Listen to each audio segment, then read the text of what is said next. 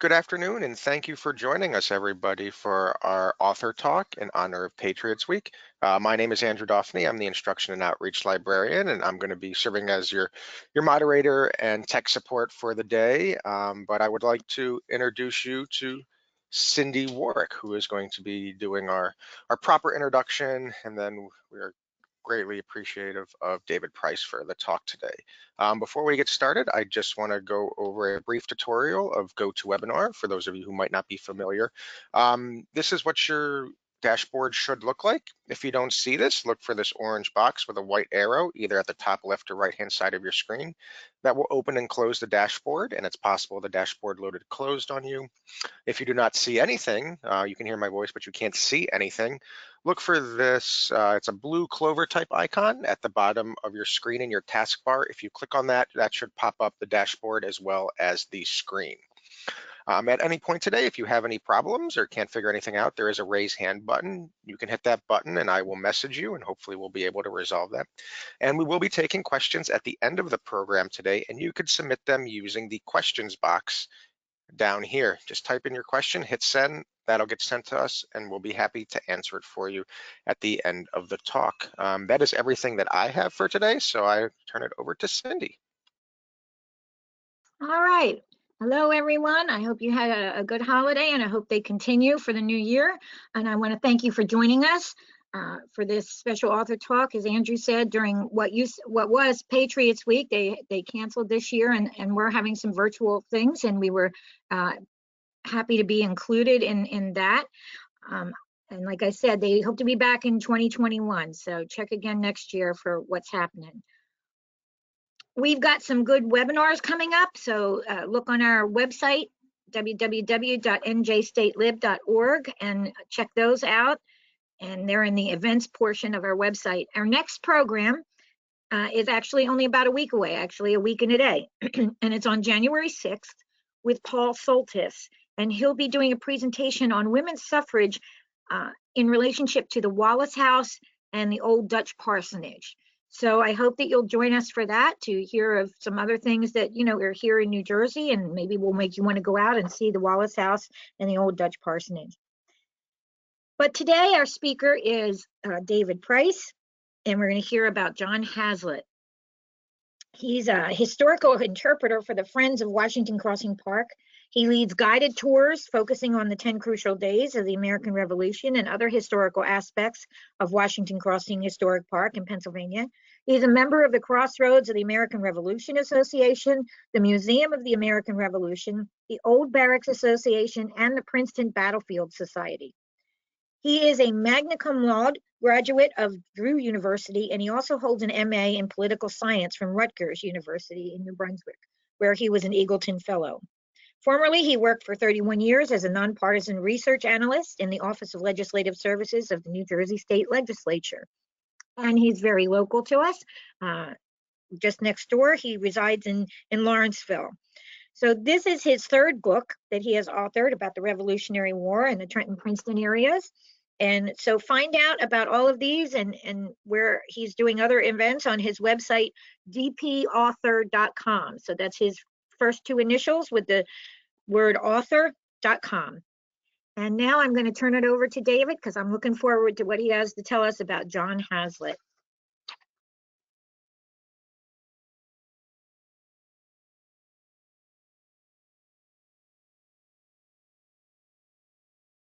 Thank you, Cindy. Can everybody, I hope everybody can see my slides. Yep, looks good. Okay. All right, so I very much appreciate this opportunity to be here today, and Cindy's kind introduction. This is the third time that I've had the opportunity to speak at an event sponsored by the State Library, and it's gratifying to know that the first two occasions did not deter Sydney from arranging this event. So what you see is the cover of my latest literary effort. That is, I hope you see it. And as you might have guessed from the title, it's the story of John Haslet, an Irish immigrant to the American colonies who made the ultimate sacrifice while fighting for his adopted country at a pivotal moment in our war for independence. But it's also a chronicle of the inspirational leadership and service of the Delaware Regiment that Haslet formed and guided, told as part of a more wide-ranging narrative about the 1776 campaign of George Washington's Continental Army. The climactic moment occurs when Washington's battered but resilient force faces the prospect of total defeat in the winter of 1776-77, and the quest for American independence hangs in the balance. Haslet fashioned and inspired perhaps the finest fighting force in Washington's army in 1776, the Delaware Continental Regiment, known as the Delaware Blues, and he proved to be one of Washington's most daring, competent, and reliable officers. His regiment fought valiantly and inspired others, and their identity and historical reputation became forever intertwined with that of their colonels. He led and inspired his young soldiers, who regarded him as something of a father figure, in a way that instilled pride in them and earned the admiration of others. In the end, John Haslet left his regiment, the army, and his country an unsurpassed example of unyielding devotion to the cause of American independence.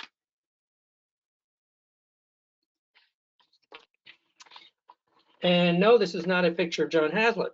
It is a picture of Caesar Rodney, although probably not a terribly authentic one because no contemporary portrait of Rodney exists from the 18th century. This image is from a History of Delaware by John Thomas Scharf, published in 1888. So why am I showing you a picture of Rodney? Well, no Delawarean played a more influential part in the American Revolution than Caesar Rodney.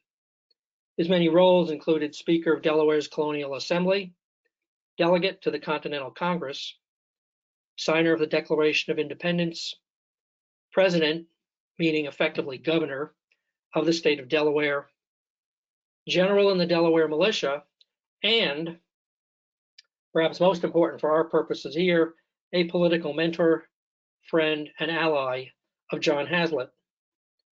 It was Rodney who, in December 1775, offered his friend and fellow Kent County plantation owner, John Haslet, command of the Continental Army Regiment that Congress had called on the three lower counties of Pennsylvania, as Delaware was formerly known prior to 1776, to organize. Haslet's letter, written on Christmas Eve, 1775, accepted the offer to become colonel of the Delaware Continentals.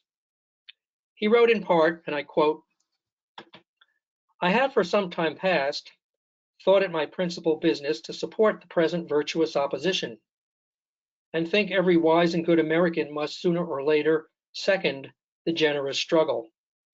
If the Congress desire it, I, who look on their resolves as the political Bible of liberty and America, will consider their appointment as the voice of heaven.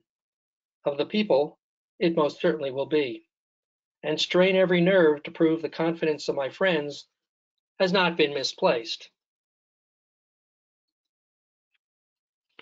Now we have an image of Colonel Haslet, but it's no more authentic than that of Caesar Rodney, because again, there is no authentic or documented image of him from an artist who lived during the 18th century. This is taken from a painting entitled "The Drumbeat of a Nation" by Stanley Arthurs, done in 1915, although it's reversed from the actual painting. That is, in the original painting, Haslet is riding from right to left. This is based on the cover of the book, which reversed the image for technical design reasons. But the original painting hangs in the Delaware Public Archives building, and it depicts Colonel Haslet leading the Delaware Regiment as it departed from the Dover Green in Dover, Delaware, for Wilmington and then for Philadelphia on July 10th, 1776, on its way to join the Continental Army. A native of County Londonderry in Northern Ireland, Haslet emigrated to America in 1757 at about 30 years of age. We don't actually know his exact birth date. He was a graduate of the University of Glasgow, the fourth oldest university in the English-speaking world, and an ordained minister of the Presbyterian Church. Haslet was commissioned as a captain in the Pennsylvania militia during the French and Indian War and participated in the Anglo-American expedition against Fort Duquesne on or near the site of present-day Pittsburgh in 1758. Haslet later settled in Delaware, gradually shifted from preaching to practicing medicine, and I use that term very loosely in a 21st century context, and became a planter on his Longfield estate along the Mispillion River near Milford. With Haslet's acceptance of the offer to command the Delaware Continental Regiment, the Delaware Council of Safety organized that unit to serve until December 31st, 1776, unless sooner discharged, and submitted Haslet's name to Congress for appointment along with that of the other field officers in the regiment. On January 19th, 1776, Haslet was given the rank of colonel and placed in command of the Delaware Regiment.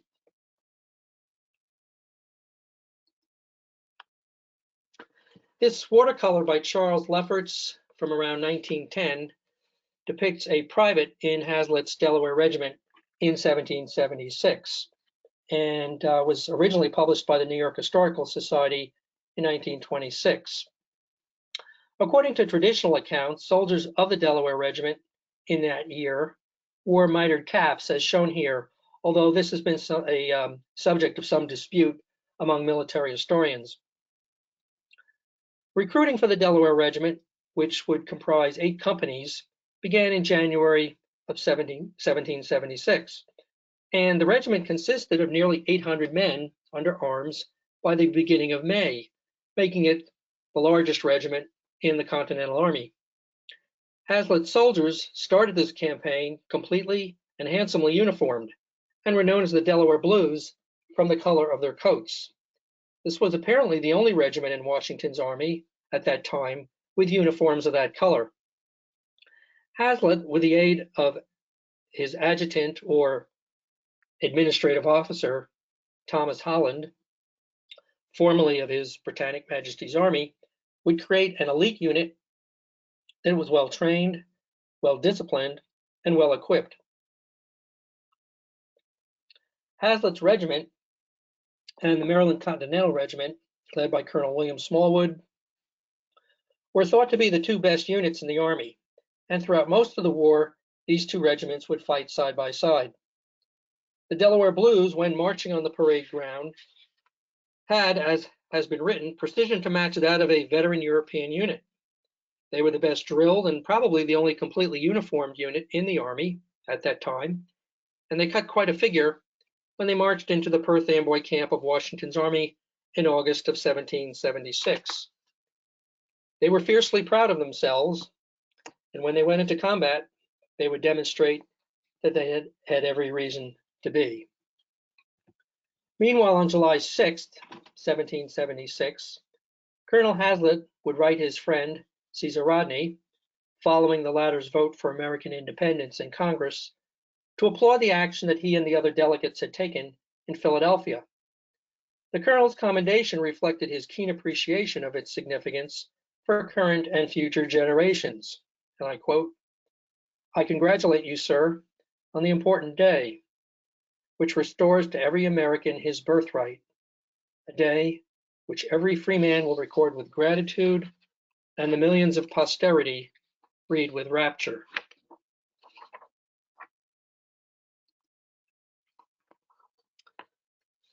This print is based on a painting by Alonzo Chappell from 1858 entitled The Battle of Long Island, and is from the New York Public Library's digital collection. The image that you see depicts the heroic stand that was made by the Maryland and Delaware regiments along the Gowanus Road on August 27th, 1776, with their backs to the Gowanus Creek, when they held off a much larger enemy force long enough to save the Continental Army from a catastrophic fate. According to some accounts, their holding action prompted George Washington to laud them as his quote-unquote brave fellows. About half the Patriot defenders escaped the enemy on this day, and multiple accounts suggest that one of the reasons for this was the stubborn resistance offered by the Maryland and Delaware units. As a result, the British plan of attack, while brilliantly successful in a tactical sense, failed in its strategic objective of destroying the American army. Although the latter had been routed in this, perhaps the largest battle of the war, most of its soldiers lived to fight again. And only 2 days later, the Delaware Blues and their sister regiment, the Marylanders, would again save the army by acting as a protective rear guard, while the 9,000 plus Americans, half of Washington's army, who were holed up in Brooklyn Heights, made a somewhat miraculous overnight escape, being evacuated across the East River to Manhattan. John Adams summarized the outcome of the Long Island battle to his wife Abigail in a somewhat droll manner, and I quote, "In general, our generals were outgeneraled." Abigail's perspective, however, was one of steadfast resolve, and I quote, "If we should be defeated, I think we shall not be conquered. A people fired like the Romans, with love of their country and of liberty, a zeal for the public good, and a noble emulation of glory, will not be disheartened or dispirited by a succession of unfortunate events. But like them, may we learn by defeat the power of becoming invincible." On August 31st, Colonel Haslet would report as follows on the Long Island battle to Caesar Rodney, then attending Congress in Philadelphia, and I quote, "The Delaware Battalion have been complimented as the finest in the service. They stood unmoved in firm array 4 hours, exposed to the fire of the enemy, nor attempted to retire till they received orders from the general, then effected a most noble retreat up the middle through a marsh of mud, and brought off with them 23 prisoners." Rodney's letter to Haslet of September 12th from Philadelphia stated, and I quote, "I am happy that I have it in my power to congratulate you on the bravery your battalion has shown in the late action, and the great honor the officers and men have acquired by it. They are much spoken of here, and I have been often complimented in behalf of the government on their account. They deserve much of their country, and as an individual have my most hearty thanks. Yet hope the best, the justice of our cause and the bravery of our troops may do wonders." Colonel Haslet, after surviving a serious bout of dysentery in September and early October, would lead his regiment in a successful surprise attack against a force of loyalists, or Tories, as they were often known, that is, British sympathizers, near the village of Mamaroneck in Westchester County on October 22nd. A mere skirmish, but a rare triumph by the Continentals while retreating from Manhattan through Westchester County. But Haslet's soldiers would discover the perils of friendly fire when they encountered a scouting party of Pennsylvania riflemen during their return to camp in the early morning hours. Each unit fired on the other, whom they thought to be the enemy, resulting in the death of 9 Delaware soldiers and 6 Pennsylvania riflemen.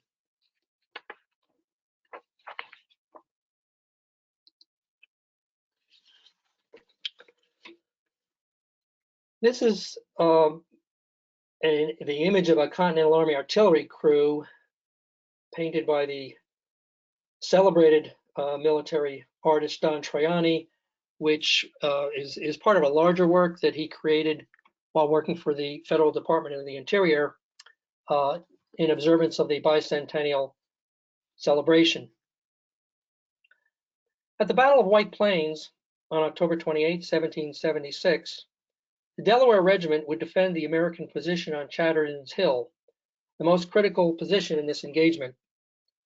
where they anchored the right flank of Washington's army as part of a force commanded by General Alexander McDougall, that also included units from New York, Connecticut, Massachusetts, and Maryland. McDougall, a soldier of limited experience, apparently relied on Haslet's advice to such an extent that the Delaware colonel was virtually, although not technically, in command of the forces on the hill. The enemy assault on Chattertons was preceded by heavy fire from a dozen cannons. In his letter of November 12th to Caesar Rodney, Haslet described how he almost did not survive the barrage. Because of a shortage of men, the colonel was forced to assist in dragging along a cannon that was being repositioned when a British projectile came too close for comfort. As he wrote, and I quote, "A cannonball struck the carriage and scattered the shot about, a wad of tow blazing in the middle. The artillerymen fled. One alone was prevailed to tread out the blaze and collect the shot. The few that returned made not more than 2 discharges when they retreated with the field piece." One of Haslet's officers, Delaware Lieutenant Enoch Anderson's account of the fighting, echoed the brutal nature of this contest in stoic terms when he detailed the fate of a mortally wounded soldier from Haslet's regiment. And I quote, "He fell to the ground. In falling, his gun fell from him. He picked it up, turned on his face, took aim at the British who were advancing, fired. The gun fell from him. He turned over on his back and expired. I forget his name." The Delaware Blues losses at White Plains included 15 killed and as many wounded. Overall, the Americans sustained fewer casualties than they inflicted, losing about 175 killed or wounded versus some 250 of the British and their German allied soldiers known as the Hessians. Crown's forces had paid an exorbitant price to capture a single hill. On November 3rd, less than a week after the White Plains battle, a regimental roll call showed that only 260 of the Delaware Blues were present and fit for duty. The unit's ranks were being depleted every day by disease, infirmity, and exhaustion, and most were missing the splendid uniforms and cocky red plumes with which they had begun their 1776 campaign. As Washington's battered troops retreated through New Jersey in late November and early December to elude the pursuing enemy forces, Haslet's men acted as the Army's rear guard once again, providing protective cover for the beaten but unbowed Continentals.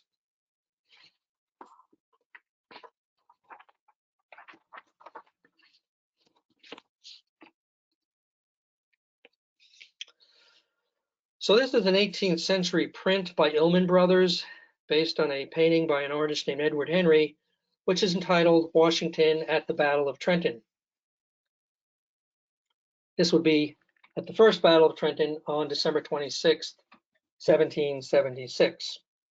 Washington's victory over the Hessians at Trenton was his army's first significant victory. And during that engagement, Colonel Haslet led the remnants of his Delaware Regiment in action for what would be the last time. Only 92 Delaware privates had reported fit for duty at the unit's roll call on December 22nd. In his letter to Caesar Rodney on New Year's Day, 1777, the last he ever wrote, as far as we know, Haslet recapitulated the assault at Trenton and conveyed his disappointment that the rebel army had not achieved more. Quote, "We should have gone on, and panic struck, they," meaning the British and Hessians, "would have fled before us. But the inclemency of the weather rendered it impossible." Haslet reported that on their return from Trenton back to Pennsylvania on the night of December 26th, 27th, he, quote, "fell into the Delaware at 3 o'clock in the morning, up to my middle. Have had the piles and swelled legs ever since. But no matter, if we drive them to New York." In the letter, the colonel explained that only 6 men, including himself, were left in his regiment. The rest had gone home on December 27th, before the Army's rank and file had been alerted to George Washington's plans for a renewed offensive, as they believed no further military action was contemplated before December 31st, and that their enlistments expired at the end of the year.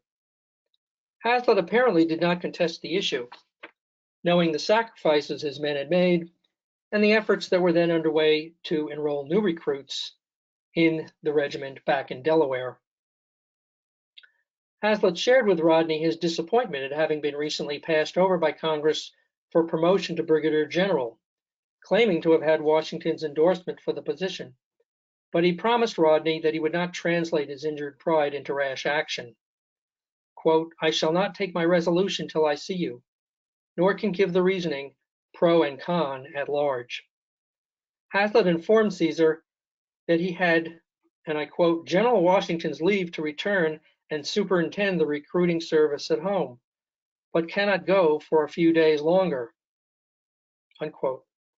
Although he had the commander-in-chief's permission to do so, the colonel would not absent himself from the Army until it had completed its current campaign and settled in for the winter. The colonel added, "Your goodness will give Mrs. Haslet such news as you think proper." And finally, his letter included what may have been a premonition, saying to his friend and mentor, and I quote, "If I return, it will be to salute you. If not, we shall meet in heaven."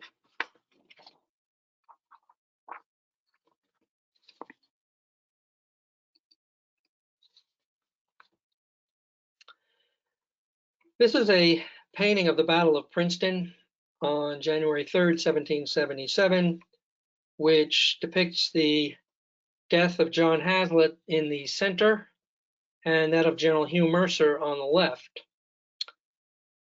This work was created by George Washington Parke Custis as part of a series of Revolutionary War images that he created late in life, probably in the 1850s. Mr. Custis was George Washington's step-grandson and adopted son, and in later life he became the father-in-law to someone named Robert E. Lee.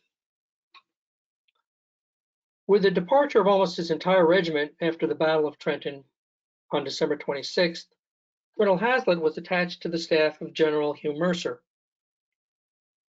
On the night of January 2nd, the colonel marched on feet still somewhat frozen from his fall into the Delaware River a week before, some 12 miles in 20-degree temperatures on frozen ground.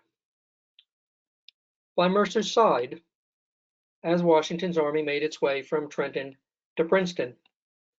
When General Mercer fell at Princeton later that morning during a fierce British bayonet charge, Haslet attempted to rally his troops, but he was struck in the head by a British musket ball and died instantly. For the handful of men from Haslet's regiment who were with him on that field, it must have been an appalling realization that their seemingly indestructible commanding officer was gone. This was a man almost 50 years old, with swollen legs, who had just tramped a dozen miles on frozen ground in bitter temperatures to lead their charge. He who had molded them into a disciplined fighting force, led them through a season of adversity, endured serious illness during the New York campaign, survived a murderous cannonade on Chatterton's Hill, overcome exposure to frigid Delaware River temperatures, and marched and fought by their side through winter's frost, would no longer be among those urging on the Continental soldiers.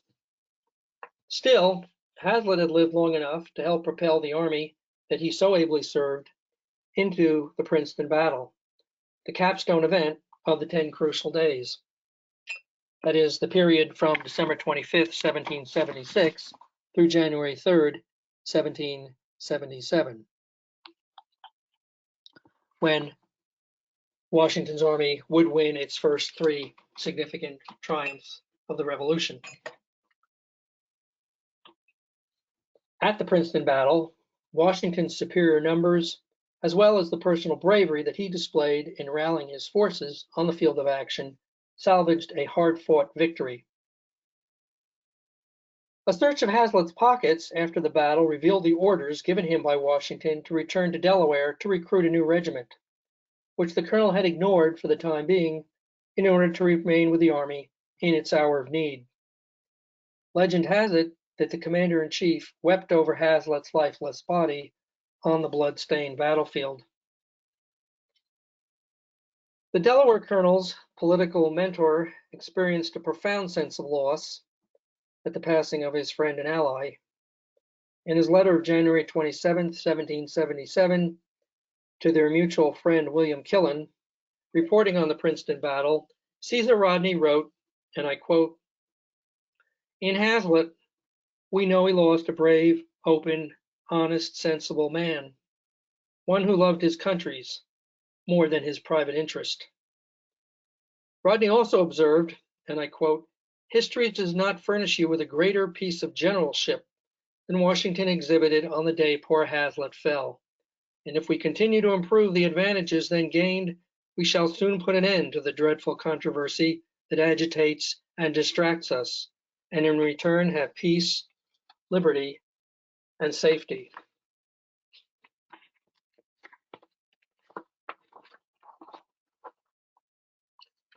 The victory at Princeton climaxed the legendary winter campaign of 1776-77 that reversed the momentum of the war just when it appeared that young America's quest for independence was about to be snuffed out. Frederick II, the Prussian ruler, who had made his kingdom the premier European military power of the 18th century, and in the process became known as Frederick the Great, called the feats of, quote, Washington and his little band of compatriots the most brilliant of any recorded in the annals of military achievements.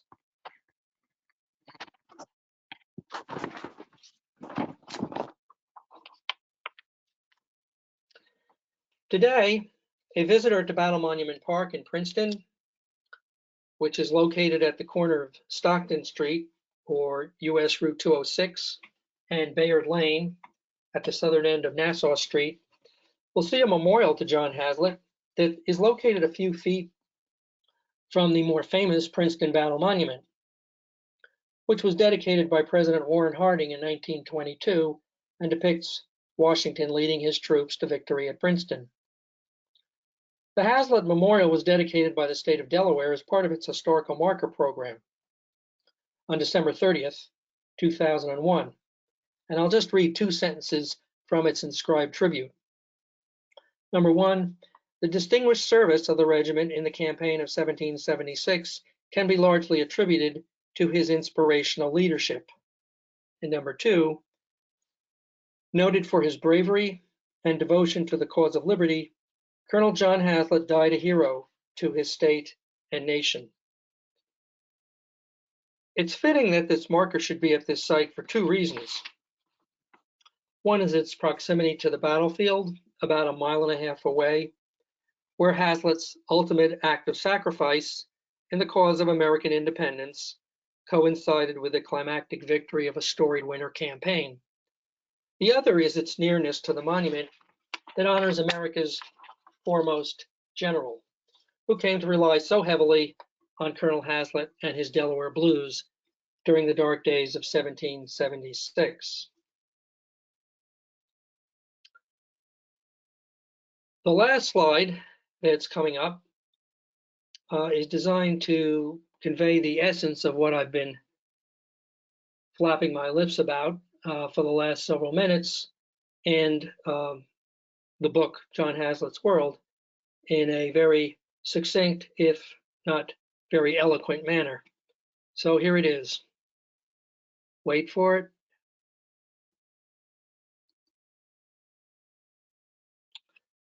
And with that, it's left for me to invite you all to check out my website, dpauthor.com, if you're interested.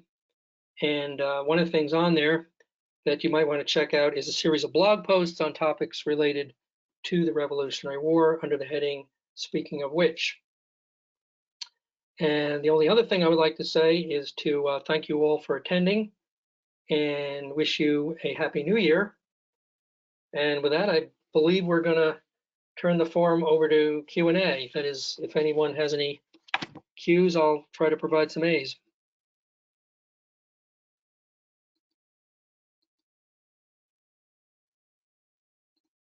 All right, thank you, David. If anybody does have any questions, there is a questions box in the GoToWebinar dashboard. You can just type in your question there. That'll get sent to us and we'd be happy to answer it.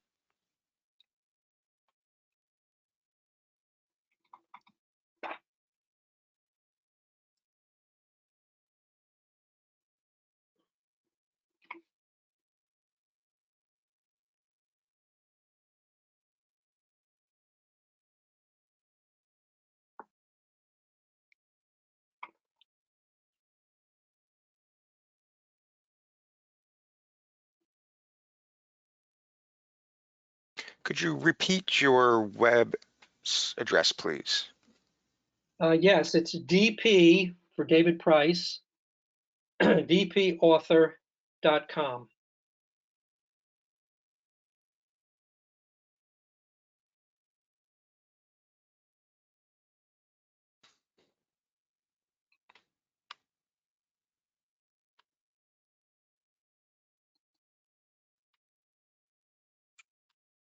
Okay. Where did you find Haslet's letters? Well, a couple of sources. The primary, unfortunately, he didn't leave behind a lot of correspondence. And I say unfortunately because he was a immensely educated and articulate man. The correspondence between him and Caesar Rodney is in a volume that was compiled by the Delaware Historical Society entitled, I believe, Letters to and from Caesar Rodney. Some of Haslet's correspondence is also to be found in the Delaware archives. And the first letter he ever wrote in North America, I mean, the first letter that we have that's documented by him, which was written during the French and Indian War in 1758, was from another book that contained correspondence to and from General John Forbes, who was commanding the Anglo-American expedition to capture Fort Duquesne, of which Haslet was a part at the time.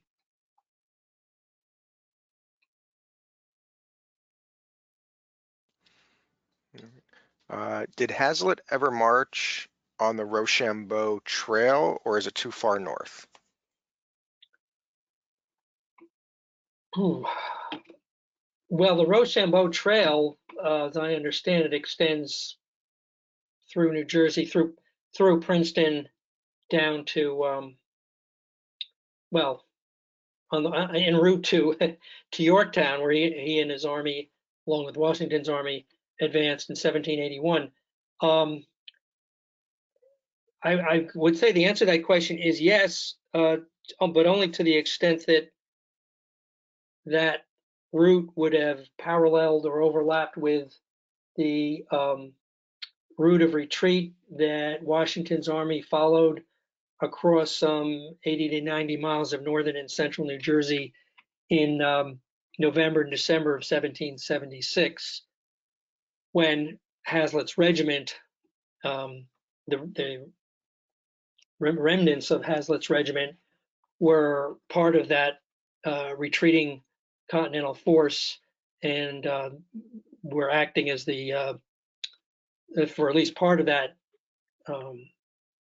that period, acting as a rear guard for the main body of Washington's troops as they headed towards Trenton, from which they expected and did expected to cross and did cross the Delaware River during the first week of December 1776 over to the Pennsylvania side in order to elude the British and Hessian troops who were pursuing them.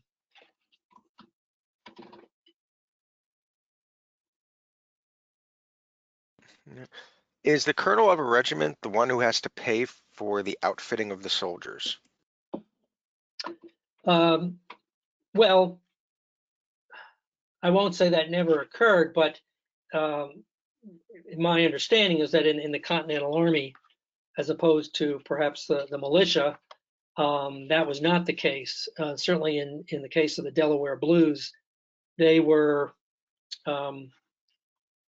at the beginning of the 1776 campaign, well equipped and well uniformed, and the funds to do that came, I don't know if any funds came from Delaware, but predominantly they came from the Continental Congress, and I believe that that was largely through the influence of Caesar Rodney, who was the leading political figure in Delaware at the time and a member of the Continental Congress.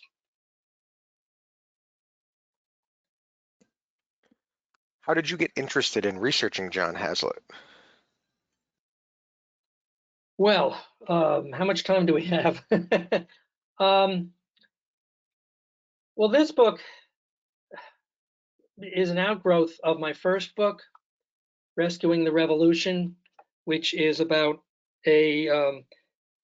several individuals who I call unsung patriot heroes, who played a largely unappreciated role, that is, in terms of what the general public knows or doesn't know about them, during the 10 crucial days of the Revolution. And so Haslet was one of them.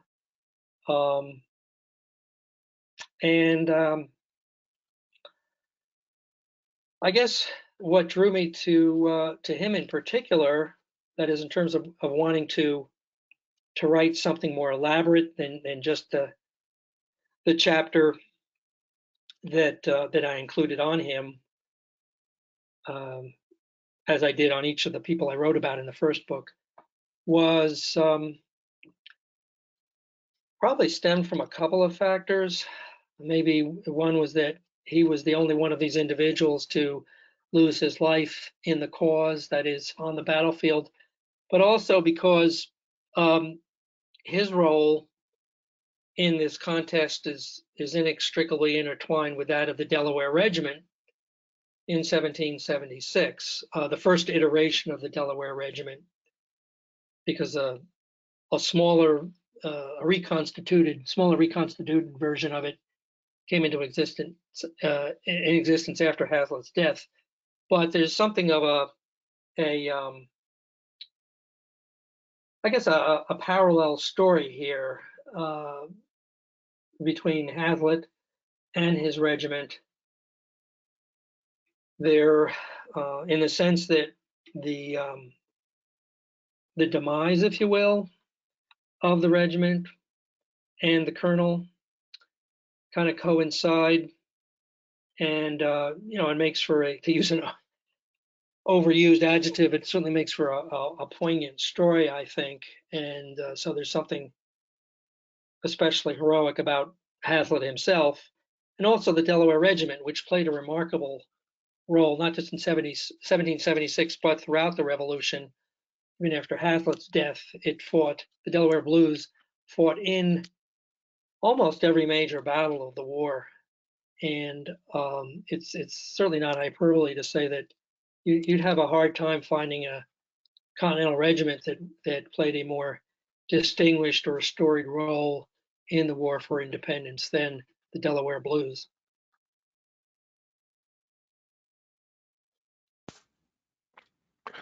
What was the number of soldiers that reported for duty after the Battle of Trenton? Well, if we're talking about the Delaware Regiment, which I assume we are, the last regimental roll call on December 22nd, 4 days before the battle, showed 100. There were 92 privates. I believe there were a total of 108 officers. 108 soldiers present, fit for duty. Now, American casualties at the first battle of Trenton were remarkably light. You could count them on the fingers of, one hand or maybe two hands. And so there would not have been any, real change, I wouldn't think, in the number of Delaware soldiers who were still in the regiment on December 27th, after the Army came back to Pennsylvania, subsequent to that first battle. So little over 100 soldiers left for Delaware, leaving Haslet and 5 others behind. Mhm. How long did it take you to write and do the research? Whew. Well, I started working on this book even before I'd finished my second book, The Road to Assunpink Creek. I think that by that point I had decided that I wanted to, I was intrigued by the story of Haslet and his regiment, and also by the idea of writing a trilogy about the 10 crucial days. And so before I finished the second book, I had, a pretty good idea that I wanted to pursue this third book. And so I would say, I started this in the fall of 2018, and it was published on November 3rd of this year. So, it was largely completed by the, by the spring, the late spring of 2020. So, I guess that's about a year and a half. Although I should point out that, in a sense, I had gotten the jump on the research for this book when I, was working on the first book, because I used some of the same sources that I had used in connection with Haslet and the Delaware Regiment when I was working on rescuing the Revolution. What do you feel was John Haslet's most significant accomplishment during his military career? Great question. Perhaps staying alive as long as he did. I mean, when you consider the perils that he faced, it's remarkable that he lived, as long as he did. I would say that certainly, forming and creating and preparing this elite regiment, what was one of the elite regiments of Washington's army. But essentially, it lies in the role that the Army played throughout the 1776 campaign, which, I sort of gave a hint of, but on multiple occasions, Haslet's regiment proved of, inestimable worth to Washington's army and what GW termed the glorious cause. First at the Battle of Long Island or Brooklyn, when, as I indicated, they and the Maryland Regiment held off the enemy long enough to enable most of their men to escape back to the American fortifications on Brooklyn Heights. That is, most of the men in these two regiments, but also long enough to help most of the soldiers in the rest of Washington's army or the rest of the half of Washington's army that was on Long Island at the time, to escape to the American fortifications on Brooklyn Heights, from which they were able to evacuate across the East River on the night of August 29th and 30th. And again, it was Haslet's regiment, along with the Marylanders, who played a critical role by staying in their positions as long as they did. They were the rear guard for Washington's army. They were among the last, along with Washington himself, actually, to get in the boats to cross the East River in the early morning hours of August 30th back to Manhattan. Then further on, you see Haslet's regiment, again, acting the role of protective rear guard or serving with that part of Washington's army at New Brunswick, called the Brunswick at the time, on December 1st, when they were helping to hold off the enemy long enough to allow Washington's army to make a withdrawal from Brunswick down to Princeton, continuing their retreat towards Trenton. And then on the march from Princeton to Trenton, Haslet's army again was acting as the rear guard while the main body of Washington's troops headed towards the Delaware to make their escape.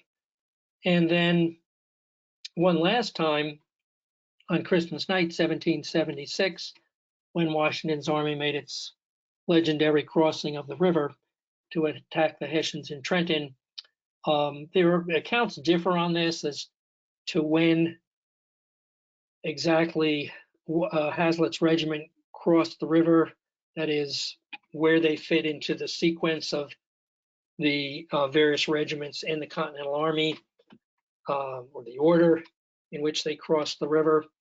But by Haslet's own account, in his letter to Rodney on January 1st, 1777, I think it's at least, and then that's not the only account that says this, but it's at least arguable that Haslet's unit was among the last to go across the Delaware River. And if so, that again would mean that in this the last operation in which they participated, Haslet's 1776 regiment, they were again acting as the Army's rear guard. In this case, not withdrawing from the enemy, but making sure that all the units that were supposed to get across the river to participate in this operation did in fact do so.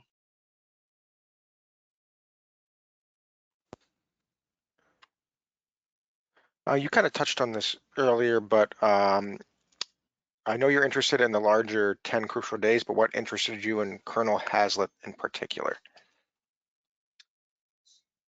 Oh, well, this sort of relates to that first question, the question that you asked before about, why did I decide to write about him?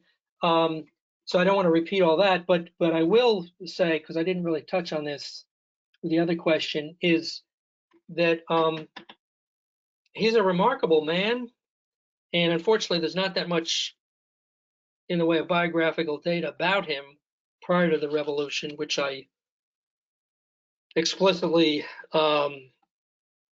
confessed to in the book, and which made it a challenge to try to write a book-length work about him. But he was someone who, he's been called a soldier scholar, he's been called a Renaissance man. He was an intellectual. He graduated from the University of Glasgow, which was one of the elite universities in the world at the time. It had been in existence for some 300 years. At the time, Haslet got his divinity degree in 1749 after pursuing a rigorous 5-year curriculum that would have included Latin, Greek, logic, moral philosophy, natural philosophy, which was really physics, maybe mathematics, maybe some medical related studies. But, this was someone, I think I wrote somewhere in the book, this was someone who literally could have ordered his men into battle in Latin or Greek, as well as English. Now, I don't think he would have had much occasion to employ either of the former two languages, since there was a dearth of soldiers from ancient Greece and Rome serving with the Delaware Blues in 1776. But the point is, he could have done it. And you read his correspondence, and you can see that this was a very well-educated and very articulate man. And it seems that he was constantly reinventing himself or recreating himself in terms of the roles that he played throughout his life, and he seems to have been generally successful at whatever he attempted. The preacher, the Presbyterian preacher, turned militia captain during the French and Indian War, turned physician, turned planter, turned politician as a member of the Delaware Colonial Assembly, turned revolutionary activist, turned Continental Army colonel, turned Revolutionary War martyr. And he was just a man of, I think, unlimited ability. And as I pointed out in the book, I think it's, as incontestable as a counterfactual can be, that had he lived, he would have been promoted probably in very short order to brigadier general in the Continental Army, and after the Revolution would have been elected governor of Delaware. And I say that because his oldest son, Joseph, was elected governor twice, and three other officers,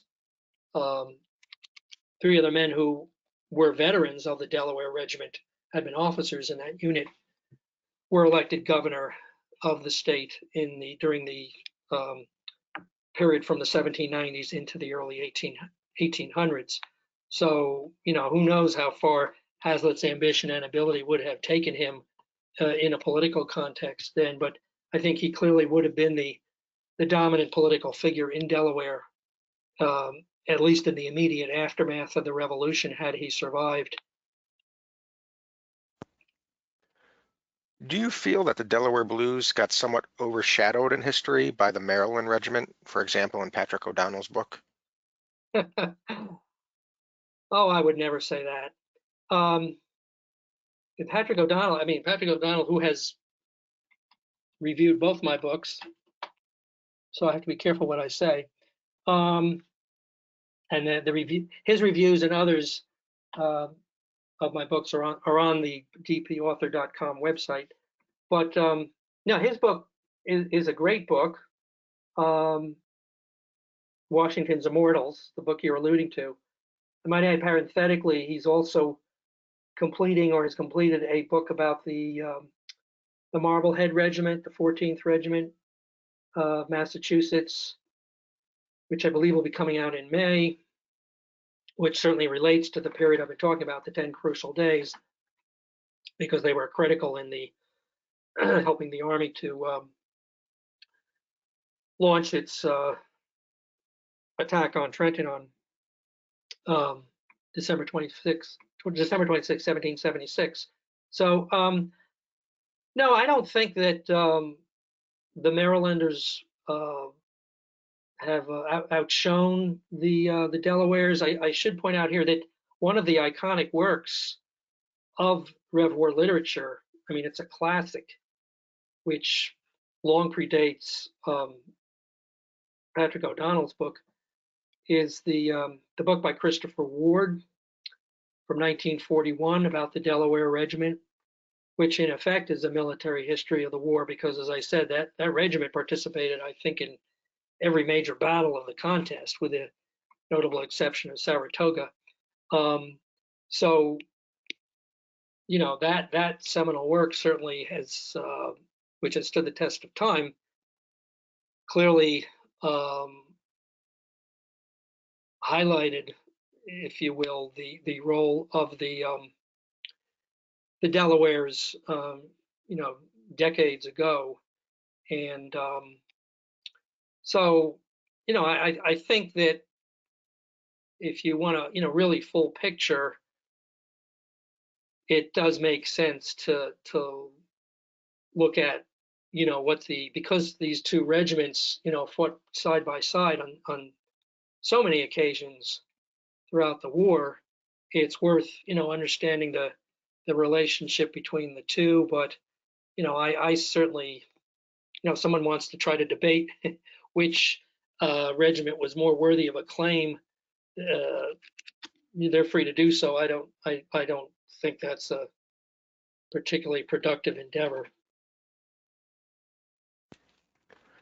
Why do you think the Americans have such low casualties at the Battle of Trenton?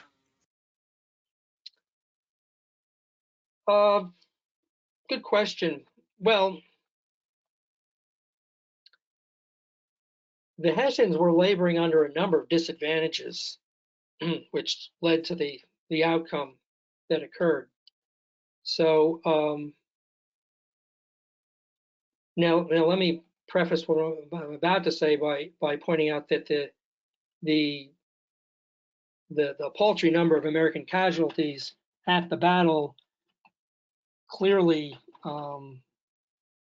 probably emphatically understates the actual cost to the Army in terms of how it affected its soldiery.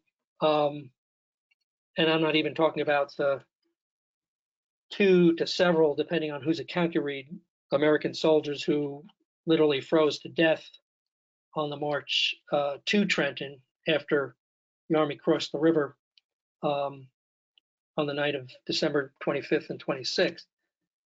But an untold number of American soldiers who participated in this operation, and there's no way we'll ever be able to quantify it, would have, I believe, succumbed to causes, not battlefield wounds, but related causes in the days and weeks and months afterwards. That is, from exposure to the elements, or malnutrition, or exhaustion. But as far as the what occurred at the battle itself, the I think the Hessians were not able to provide. They made a valiant effort, but they weren't able to provide effective resistance to the American attack because of the circumstances that they faced. They were out in the open and they were fighting in the middle of a blizzard, that nor'easter that confronted the Americans when they crossed the river on Christmas night and made for such a time-consuming and hazardous enterprise. It was kind of a double-edged sword because it screened the movement of the Army as it was marching south and may have lulled the Hessian Brigade in Trenton into something of a sense of false security, because they figured that no one in their right mind would be out in weather like that, which was certainly a reasonable assumption. But the Hessian soldiers were out in the open, and in many, if not most cases, they were unable to fire their muskets because their cartridges and the firing mechanisms on their muskets were dampened by the precipitation that was coming down. And some of those soldiers, depending which way they were facing, those that were the part of the Hessian Brigade that was trying to fight off the American attack from the northwestern side of the town, as opposed to the other half of the American pincer that was coming in from the other end of Trenton. The soldiers that were facing the General Greene's division, which was coming in from along Pennington Road from the northwest, they had the blustery winds and the snow and sleet blowing in their faces, so that would have limited their visibility. As if they weren't already laboring enough of a disadvantage based on what I already said. And they were, they were heavily outnumbered, about by almost 1,000. Washington had 3 times as many artillery pieces. The Hessians were never able to, because their 6 pieces of artillery were not coordinated. They were allocated among the 3 Hessian regiments, and they were never able to concentrate their artillery in a way that the Americans were able to. And so all these factors really contributed to a decisive outcome in a battle that probably didn't last all that long, although the time depends on whose account you read. Could have been as short as 3/4 of an hour, could have been as long as an hour and a half. But I think the decisive nature of the victory, the one-sided aspect of the contest, really accounted for how few Americans were killed or wounded in the fighting at Trenton. Who funded the Delaware Blues? Well, as I said before, it was the Continental Congress, and that was largely, I believe, due to the efforts of Caesar Rodney, who was a political powerhouse at the time, Speaker of the Delaware Assembly, and a prominent member of the Continental Congress. He, I believe, was instrumental in securing that funding for the Delaware Regiment at the beginning of 1776. Funding for uniforms and also securing muskets for each one of Haslet's men, and bayonets also. That just the fact that they had bayonets would have, made them a something of a singular unit in the Continental Army at the time.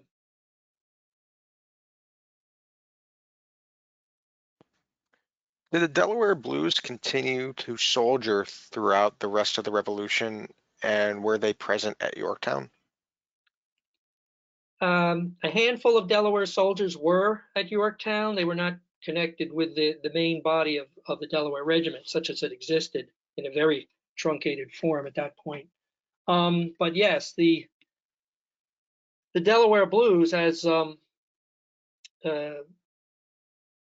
was written about most prominently by Christopher Ward, who I mentioned before in his book from 1941, served throughout the war and provided truly yeoman service on behalf of the Patriot cause. I didn't want to try to replicate what Ward did. I was concentrating primarily on Haslet and the first iteration of the Delaware Regiment in 1776, but I did include a chapter about the reconstituted regiment, the Delaware Blues 2.0, if you will, who were created in early 1776 and went into action under Colonel David Hall, because they did serve and play a distinguished role throughout the rest of the war, albeit in smaller numbers. And as I think I mentioned, they served in virtually every major battle of the contest except for Saratoga, and they particularly distinguished themselves, especially under the leadership of Captain Robert Kirkwood, known as Captain Bob, in the remarkable Southern Campaign of 1781, led by General Nathaniel Greene. The Delaware Blues, along with their soldiers from the Maryland Regiment, with whom they were serving at the time,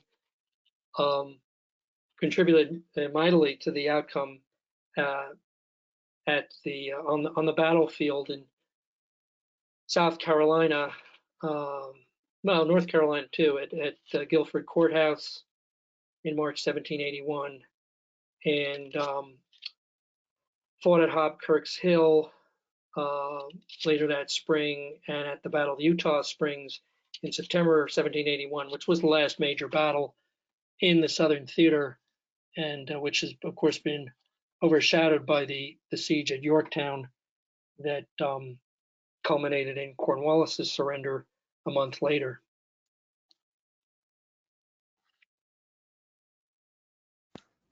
I think you mentioned a couple of names, but who led the Delaware Blues after the death of Colonel Haslet?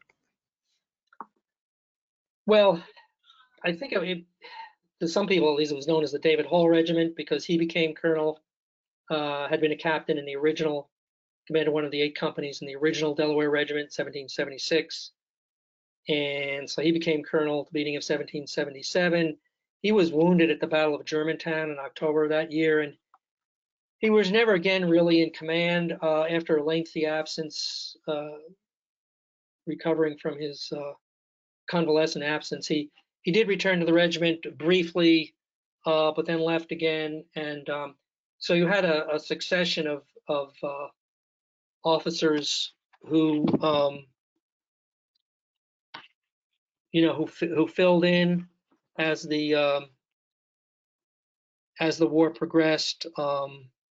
Charles Pope, for example, was one of them, who had been a captain in the original regiment, and Robert Kirkwood, who I think I just mentioned, who had been a lieutenant in the original regiment in the 4th Company in 1776. He was promoted to captain, and he would especially distinguish himself in the latter part of the war. I think it's probably fair to say that after Haslet, I would say after Haslet, Robert Kirkwood was the most, distinguished or storied officer of the Delaware Blues during the Revolution.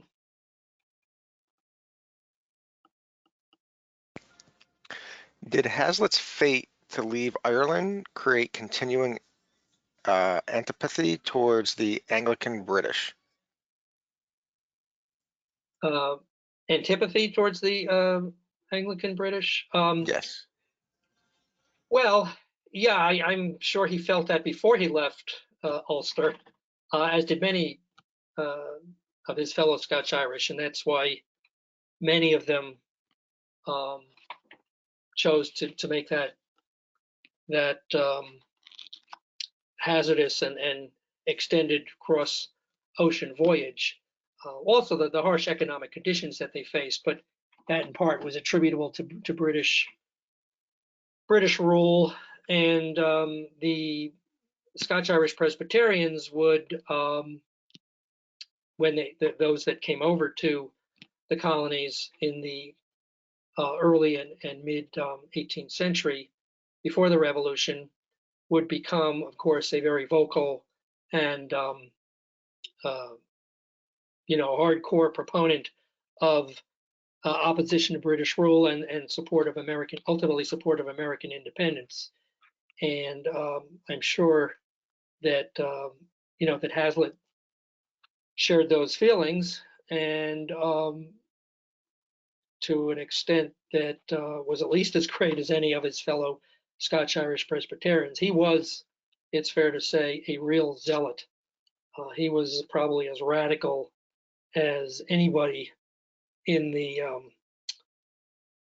revolutionary movement in the three lower counties of Pennsylvania, which became formerly known as Delaware in 1776, in the years leading up to the Revolution.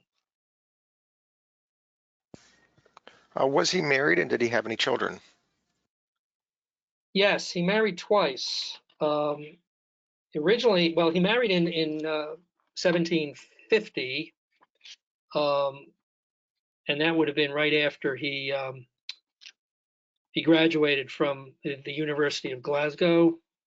He married a woman named Shirley Sterling, the daughter of the Reverend Sterling, who served the Presbyterian parish at Ballykelly, where Haslet would serve.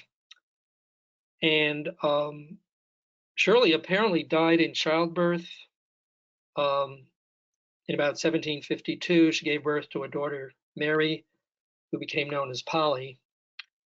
And then 5 years later, when Haslet crossed the Atlantic to the colonies, he left his 5-year-old daughter, Polly, behind to be raised by her uncle, Samuel Haslet. And then when she was 13, she would follow her father to America and reunite with him and his second family.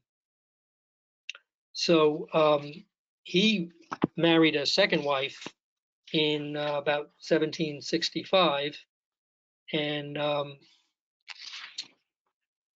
they had 4 children over a 10-year period. His last child, he had two boys and 2 girls. His last child, his youngest daughter, was born in October of 1775, 2 months before he accepted the offer to command the Delaware Regiment. So he had a total of 5 children, and his second wife, Jemima, whom he had married in 1765, she, when she learned of Haslet's death in January of 1777, she apparently was in frail condition to begin with, and she took to bed. It is said that she took to bed immediately and never recovered. She died a couple of weeks later, her oldest son, Joseph, said she died of a broken heart.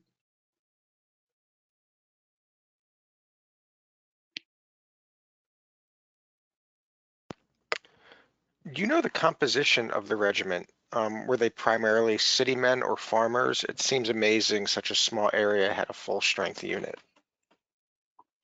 Well, cities were a rare commodity in the colonies at the time. At least 90% of the people were living on farms and in small towns and villages. So the nearest big city, of course, would have been Philadelphia, which was the largest city in the colonies with a population of about 40,000. So there was no large city in Delaware, although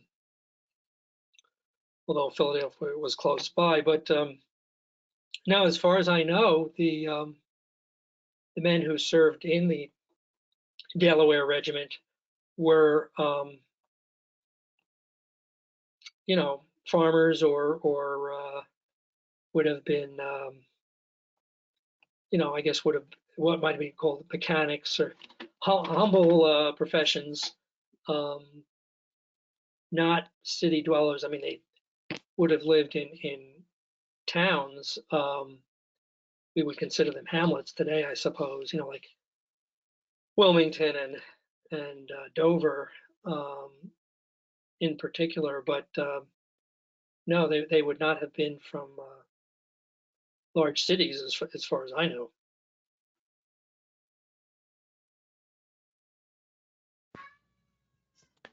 All right, well, I think that is all the questions that we have. So, Cindy, would you like to take us out? I will do that. Thank you so much, David. Thank you, everybody who is still online with us. We appreciate it. Appreciate the good questions. I was sitting here just saying, wow, that's a great question, and that one is. And so hope that you will join us on January 6th for our next talk, and that you'll also visit our website to see all the great events that Andrew puts out as outreach for the library. Thank you, everybody, and I hope that you'll have a good new year. Thank you very much.